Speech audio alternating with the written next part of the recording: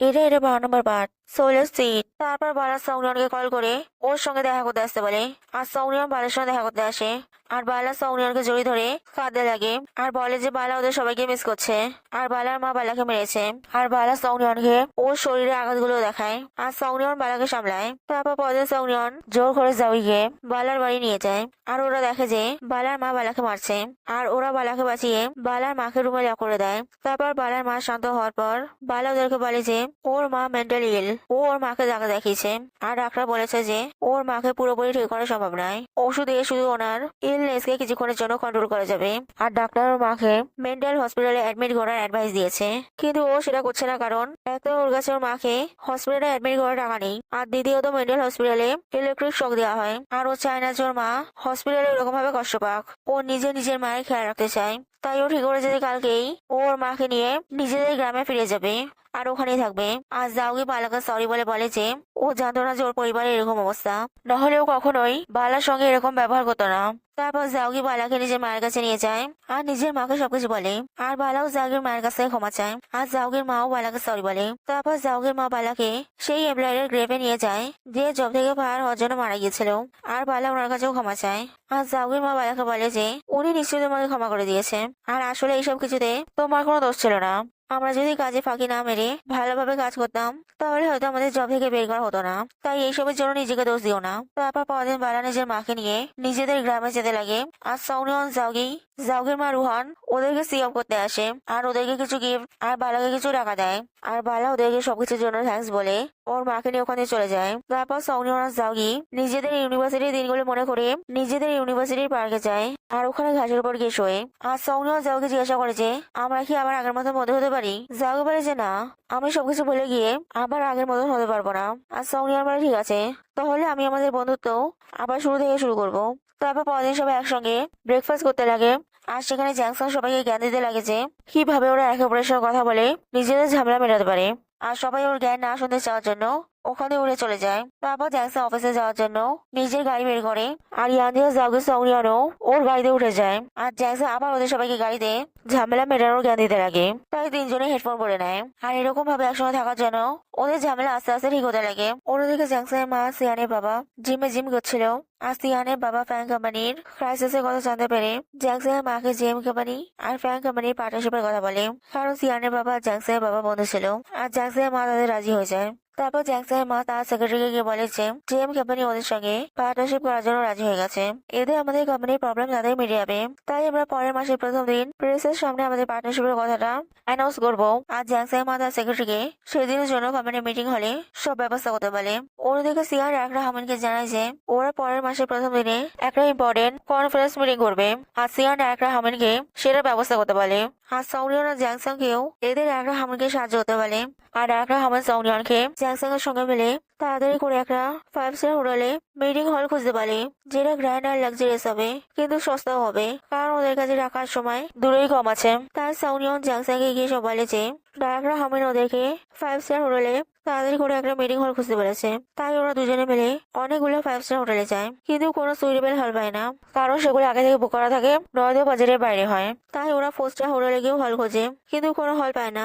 আর হল খোঁজার সময় ওরা একটা হোটেলে সৌনিয়নের বাবাকে দেখতে পায়, তাই ওরা লুকিয়ে সৌনিয়নের বাবার কথা শুনে আর জানতে পারে যে সৌনিয়নের বাবা ওখানে জব খুঁজতে এসেছে আর সৌনিয়নের বাবা কোনো জব না পাওয়ার জন্য ওখানেই চলে যায়। তারপর সৌনিয়নের বাবা জব খোঁজার জন্য একটা স্পাতে যায় আর সেখানে প্রথমে কোনো জব পায় না, কিন্তু পরে একটা মাসাজ ওয়ালার প্রয়োজন হওয়ার জন্য সৌনিয়নের বাবাকে সেই জবটা করতে বলা হয় আর সৌনিয়নের বাবা সেই কাজটা করে। আর সেখানে ম্যানেজার সৌনিয়নের বাবাকে ওই কাজটা করে টাকা নিয়ে চলে যেতে বলে, কিন্তু সৌনিয়নের বাবা বলে যে উনি রেগুলার এমপ্লয়ি হিসেবে এই কাজটা করতে চান। আর ওখানকার ম্যানেজার বলে যে এইসব কাজ ওনার জন্য ঠিক নয়, এই বয়সে ওনাকে বাড়িতে বিশ্রাম করা উচিত, উনি এখানে কাজের জন্য ইয়ং লোকেদের হায়ার করতে চান। আর ওখানে ম্যানেজার সৌনিয়নের বাবাকে ওখানে চলে যেতে বলে, তাই সৌনিয়নের বাবা দুঃখী ওখানে চলে যায়। অন্যদিকে সৌনিয়ন আর জ্যাংসাং ডায়করা হামিনকে গিয়ে বলে যে ওরা কোনো সুইটেবল হল খুঁজে পাচ্ছে না আর ডায়করা হামিন ওদেরকে ডায়করা চানজিয়ানের কাছে সাহায্য চাইতে যেতে বলে। তাই ওরা ডায়করা চানজিয়ানের কাছে যায় আর ডায়করা চানজিয়ান ওদেরকে বকে পাঠিয়ে দেয়। তাই ডায়করা হামিন ওদেরকে সিয়ানের কাছে সাহায্য চাইতে যেতে বলে। তাই ওরা সিয়ানের কাছে যায় আর সিয়ান ওদেরকে বারবার কমপ্লেন না করে নিজের কাজ নিজে করতে শিখতে বলে। আর জ্যাংসাং ডায়করা হামিনকে গিয়ে বলে যে এই কাজটা খুব মুশকিল, ওরা এই কাজটা কি করে করবে। আর ডায়করা হামিন বলে যে এটা ওদের লিডারশিপেরই পার্ট। জ্যাংসাং যদি এই কাজটা না করতে চায় তাহলে না করতে পারে, তাহলে সৌনিয়নকে এই কাজটা করতে হবে। আর জ্যাংসাং বলে যে না, ওই কাজটা করবে। তারপর সৌনিয়ন আর জ্যাংসাং বাড়ি যেতে লাগে। আর সৌনিয়নের মুড খারাপ হওয়ার জন্য, সৌনিয়নকে চিয়ার আপ করার জন্য জ্যাংসাং সৌনিয়নকে গেম সেন্টারে নিয়ে যায়। আর ওরা দুজনে মিলে অনেক গেম খেলে আর মজা করে। তারপর ওরা খাবার খেতে আর ড্রিঙ্কিং করতে যায়। আর সেখানে একটা ছেলে সৌনিয়নকে চিয়ার্স করে, তাই সৌনিয়ন ওই ছেলেটাকে জিজ্ঞাসা করে। আর সেটা দেখে জ্যাংসাং সৌনিয়নকে জিজ্ঞাসা করে যে ও কি ওই ছেলেটাকে চেনে। সৌনিয়ন বলে না। আর জ্যাংসাং বলে তাহলেও ওই ছেলেটাকে জিজ্ঞাসা করলো কেন, এটা করা ঠিক নয়, এখনকার সোসাইটি ভালো না। সৌনিয়ন বলে ওই ছেলেটাকে দেখে খারাপ মনে হচ্ছে না, আর ওই ছেলেটা আর ও একই ড্রিঙ্ক খাচ্ছে তাই। আর তাছাড়াও কারোর সঙ্গে শুধু শুধু ঝামেলা করা ঠিক নয়। আর জ্যাংসাং জেলাস হয়ে সৌনিয়ন যে ড্রিঙ্ক খাচ্ছে সেই ড্রিঙ্কটা অর্ডার করে। আর সৌনিয়নকে বলে যে ও আর কখনো সৌনিয়নকে ড্রিঙ্কিং করার জন্য আনবে না, কারণ ড্রিঙ্ক করার পর সৌনিয়নের বিহেভিয়ার চেঞ্জ হয়ে যায়। তারপর জ্যাংসাং ওয়েটারের কাছে বিল চায়। আর ওয়েটার বলে যে ওই ছেলেটা অলরেডি ওদের বিল পে করে দিয়েছে। আর জ্যাংসাং ওয়েটারকে টাকা দিয়ে বলে যে ওদের বিল ওরাই পে করবে। আর ওয়েটার সৌনিয়নকে বলে যে তোমার বয়ফ্রেন্ড হয়তো রেগে গেছে, তোমার বয়ফ্রেন্ডকে বোঝাও যে বিল অলরেডি পে হয়ে গেছে। আর সৌনিয়ন ও আমার বয়ফ্রেন্ড না, যে বিল পে করতে চাই করুক বলে যেতে লাগে। আর জ্যাংসাং ওয়েটারকে টাকা দিয়ে সৌনিয়নের পেছন পেছন চলে যায়। তারপর পরদিন একটা হামিন সৌনিয়নকে জিজ্ঞাসা করে যে ওরা কোনো সুইটেবল হল পেয়েছে কিনা। সৌনিয়ন বলে যে না। আর একটা হামিন বলে যে ওরা যখন কোনো হল পাচ্ছে না তাহলে ওদেরকে অন্য কিছু ট্রাই করা উচিত। অনেক কোম্পানির নিজস্ব মিটিং হল থাকে, আর ফ্যাং কোম্পানিরও একটা নিজস্ব গ্র্যান্ড মিটিং হল আছে। সৌনিয়ন ওখানে চেষ্টা করে দেখতে পারে। আর তাছাড়াও জ্যাংসাং এদের সাহায্য হতে পারে। সৌনিয়নের জ্যাংসাং এর সঙ্গে এই ব্যাপারে কথা বলা উচিত। তাই সৌনিয়ন একা ফ্যাং কোম্পানির মিটিং হলে যায়, কিন্তু সিকিউরিটি গার্ড সৌনিয়নকে ভেতরে ঢুকতে দেয় না। তাই সৌনিয়ন জ্যাংসাংকে কল করে ওখানে রাখে। আর জ্যাংসাং সৌনিয়নকে ভেতরে নিয়ে যায়। আর জ্যাংসাং সৌনিয়নকে বলে যে ছোটবেলায় ও নিজের জন্মদিন এখানেই সেলিব্রেট করতো। আর সৌনিয়ন বলে যে জ্যাংসাংকে লাকি ও নিজের জন্মদিন এত গ্র্যান্ড জায়গায় সেলিব্রেট করতো। সৌনিয়ন তো নিজের পরিবারের সঙ্গে শুধু বাড়িতে নিজের জন্মদিন সেলিব্রেট করতো।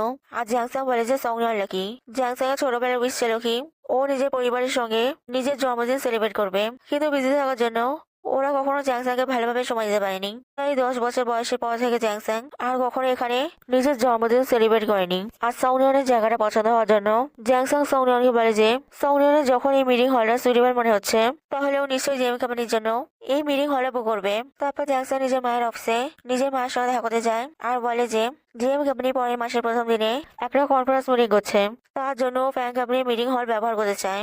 জ্যাংসাং মা বলে যে সেটা সম্ভব নয়, ওই দিন ওখানে ফ্যাং কোম্পানির একটা মিটিং আছে। আর জ্যাংসাং বলে যে জেম company meeting important, Fang company meeting এর ডেট কি চেঞ্জ করা যেতে পারে না। আর জ্যাংসাং মা জ্যাংসাংকে রেগে বলে যে না, ফ্যাং কোম্পানির মিটিংও ইম্পর্টেন্ট, আর আমি তোকে জেম কোম্পানিতে কাজ করতে পাঠিয়েছিলাম যাতে তুই ওখান থেকে কাজ শিখে আমাদের কোম্পানিটা সামলাস, কিন্তু তোর কাছে ফ্যাং কোম্পানি থেকে জেম কোম্পানি বেশি ইম্পর্টেন্ট হয়ে গেছে। ফ্যাং কোম্পানির মিটিং এর ডেট চেঞ্জ করা সম্ভব নয়। জেম কোম্পানি যদি আমাদের মিটিং হল ব্যবহার করতে চায় তাহলে ওদের মিটিং এর ডেট চেঞ্জ করতে হবে। আর জ্যাংসাং মা জ্যাংসাংকে ওখান দিয়ে পাঠিয়ে দেয়। তারপর জ্যাংসাং মা তার সেক্রেটারিকে ডেকে বলে যে জ্যাংসাং বলল যে জেম কোম্পানি পরের মাসের প্রথম দিনে একটা কনফারেন্স মিটিং করছে, যার জন্য ওর আমাদের কোম্পানি মিটিং হল চাই, কিন্তু আমরা অলরেডি জেম কোম্পানির সঙ্গে আমাদের পার্টনারশিপ অ্যানাউন্স করার কথা বলে দিয়েছি। আর সত্ত্বেও জেম কোম্পানি ওই দিনই মিটিং কেন রাখছে, ঠিক করে খোঁজ খবর নাও, ওই দিন যেন কোনো কিছু গন্ডগোল না হয়, এটা আমাদের কোম্পানির জন্য বাঁচা মরার ব্যাপার।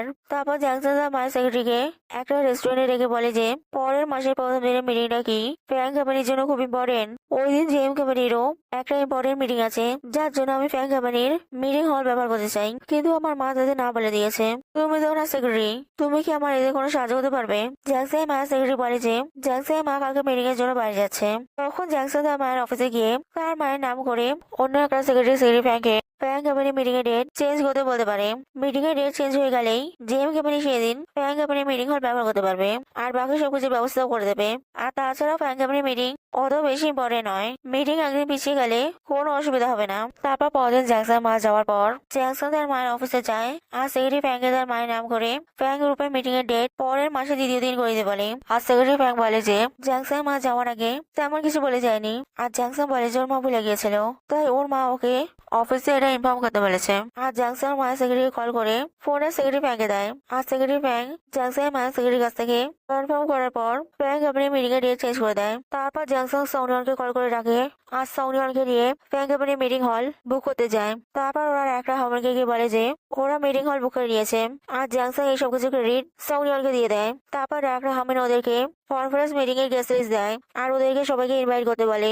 আর ডাক্তার হামিন বলে যে বাকি নেরাও এদের ওদেরকে সাহায্য করবে। তারপর তারপর ওরা সবাই গেস্টদের ইনভিটেশন দিতে চায়, যেখানে সৌনিয়ন একজনকে জোর করে ইনভিটেশন দেয় আর সেই ইনভিটেশন ফেলে দেয়। জাউগি আর ইয়ানজিয়া ইনভিটেশন দিতে গিয়ে কোম্পানিতে না ঢুকতে পারার জন্য কোম্পানির নকল আইডি কার্ড বানিয়ে ঢোকার চেষ্টা করে।